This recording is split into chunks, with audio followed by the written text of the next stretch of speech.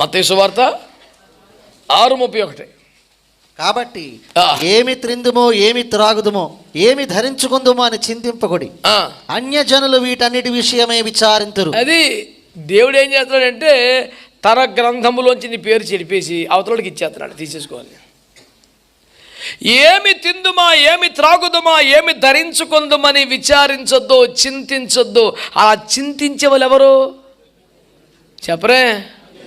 అంటే నువ్వు ఎప్పుడైతే విచారం స్టార్ట్ చేస్తావో, చింత స్టార్ట్ చేస్తావో, కూర్చొని అలా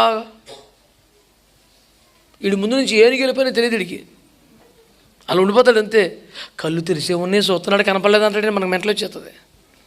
వీడి కళ్ళ ముందే దొంగోడు ఇంట్లోకి వచ్చేసి మొత్తం దోసుకెళ్ళిపోవచ్చు. వీడు ఎలాగన్నా సరే ఏం తెలియదు వీడికి, ఎందుకంటే కళ్ళు తెరవబడి తప్ప వీడి మనసు ఎక్కడో ఆలోచనలో, చింతలో, దిగుల్లో ఉండిపోయాడు.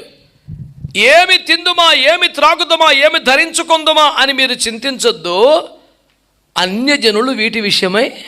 అంటే విచారిస్తే, చింతపడితే, దిగులు పడితే నువ్వు ఎవరివే చెప్పండి? అసలు దేవుని బిడ్డవు కాదు. ఇంకా ఇప్పుడు చింతించుకుని ఇష్టమే. మీరు అలా చెప్తారు కానీ బాబు మరి చింత ఉంటుంది కదండి. ఎందుకు ఉండదు? అన్యజనులకు ఉంటుంది కదా. నువ్వు ఒక్క తప్పుడు పని చేయలేదు, విచారం లేదు, దొంగతనం లేదు, మద్యపానం లేదు, ఏమీ లేవు, అంత పరిశుద్ధం. కాకపోతే నువ్వు అన్యజనులకి జాబితా. ఎందుకంటే చింత నీకే ఎప్పుడు కూర్చుంటావు, అలా కూర్చొని చాలా సీరియస్గా అందరూ ఇంకా కోపంగా చూసుకుంటా, ఎవరితో నేను మాట్లాడబాగు, నువ్వు చిరాకు తెప్పించుకో. ఏంటంట విచారం.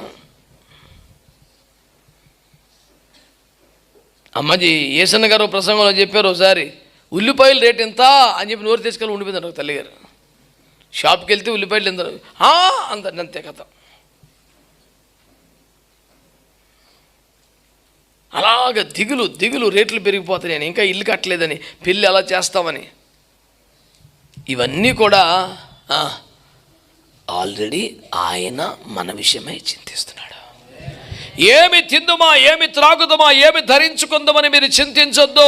అన్యజనులైతే అలా చింతిస్తారు, చిన్న బిడ్డల్లాగా. మా నాన్నగారు అంతా